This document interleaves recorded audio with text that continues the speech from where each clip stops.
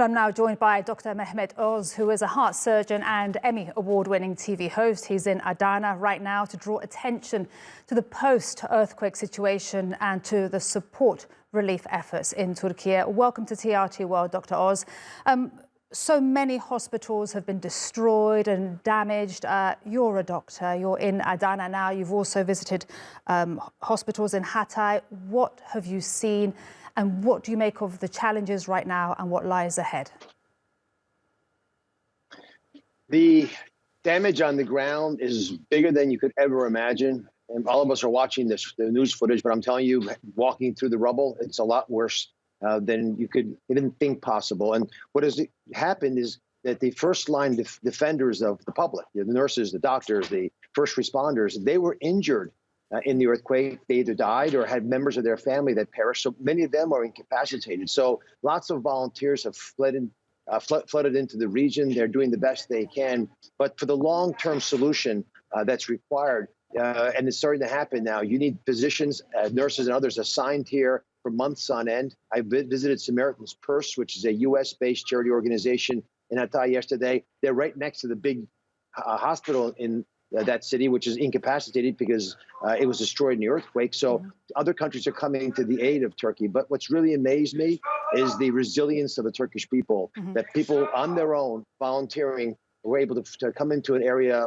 like this part of Turkey, which was particularly hurt in the earthquake, and play an incredible role. And I'm surrounded. You might hear some of the patients even, because this is an amputee ward for children. Wow. And many of these children lost their entire family. And yet they're able to pull it together with the help of the wonderful volunteers here. And it just gives you goosebumps to realize the resilience of the human spirit. But the stain that's here could turn into a scar if we don't continue to help in the recovery efforts. And how do we do that, Dr. Oz? Because so many natural disasters, wars compete for relief aid and attention also in the media. How do we keep that in the headlines, and also, how do we keep that money coming here to Turkey? And as you said, physicians are going to be needed for months ahead.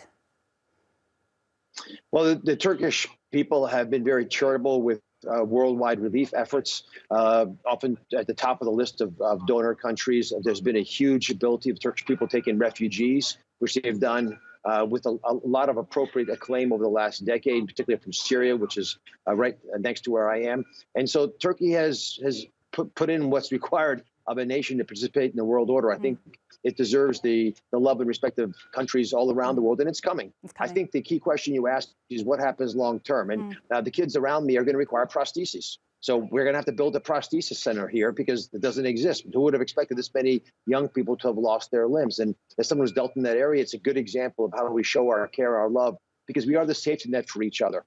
And this area will require years to both to remove the destruction, but to rebuild. And if we don't do it correctly, then we create a devastated region, which physically would be the equivalent of a scar. Indeed. We can do better. We should do better. We will do better. The resources exist here if we just continue to support them. And Dr. Oz, you have an incredible platform as a Turkish American doctor with so many followers globally and in the US and Türkiye. How will you be using that platform going forward and when you return to the US?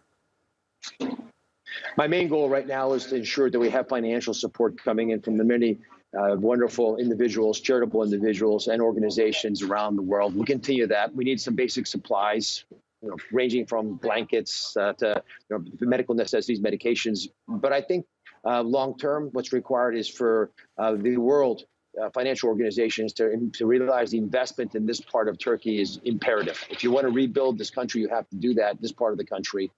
It's not just the physical challenges that are going to be faced by the people, but the emotional issues as well. And I hear it just talking to the kids in the ward, how they cope with being under rubble for days on end, the pain of realizing many of their loved ones are gone forever and that their lives may never return. And our job is to make sure they feel loved and connected to the world community. This is, I think, what is in the future for this part of Turkey, and it needs to remind all of us of how the veneer of civilization is very thin. I mean, at 4:17 in the morning last Sunday, the world was normal for this part of Turkey, and it will never be quite the same. Absolutely, and their lives just changed in a minute, and that could happen to anyone at any time. You've mentioned that you still see hope in so much destruction, and also many of our correspondents have also said that that's the message that they're getting from people. At the hospital there, kids that have lost their limbs, what are they telling you? I mean, this is such a scar for these young people. Well, the thing about being young is you don't know what your boundaries are, which is a good thing because, frankly, none of us know our boundaries, no matter what age we are. And the fragility of life, which everyone certainly here was reminded of quite vividly in the minute 40-second first earthquake that took over 50,000 lives, is something that will never be lost on these children. They're asking me for what kids ask for. One child just asked me for a soccer ball, a football. And I offered to get him one from Fenerbahce, which is my favorite team, and he didn't want one from that team. He wanted one from his favorite team, which is their arch rival, Galatasaray. But yeah, they want tablets. But most of all, they want a chance for normalcy, which in this situation is going to require prostheses. You know, the ability to have artificial limbs that will allow them to function. And these limbs have advanced so rapidly that it's an opportunity for us to bring technology to the aid of young people, and I intend to focus on that. But I'll use my platform in whatever way possible to alleviate the suffering that's going on right now. And these images that your team is showing, it doesn't begin to describe when you're really walking through the rubble. There's, of course, the smell of people who've passed that we have not recovered yet. There's the devastation, just looking at the children's toys, for example, in the rubble, and what happened to those families. Where are those young ones? But there's also the hope of what will be placed in place of those buildings. What are we going to rebuild? Will this be better than it was before, safer than it was when it was originally built, but also a testimony to what humanity can do when we show our best side? Absolutely. And that's what natural disasters force us to do. And we've seen incredible solidarity from so many countries all around the world. And before we let you go here on TRT World, your final message to the US. We know Secretary Blinken will be visiting on the ground very shortly. The US has already pledged, I believe, over $85 million. What else can they do? Your parting message to them? I want to encourage charitable organizations to keep coming to this part of Turkey. But the most important support is what America has started to offer, but it needs to be significant from all these surrounding countries, especially. We have to rebuild this part of Turkey. It's difficult for any one country because no one would expect this kind of damage, but the landmass, the remarkable area that was encompassed by these devastating earthquakes that continue to a lesser degree now is so big that we really want to make sure that we rebuild this part of Turkey correctly. It's also, I think, a role model for what happens when future natural disasters happen. We are safer when we do this together. We are the safety net for each other. That's the ultimate message, and I think America continues to lead the way. That's an important role that it needs to respect and honor.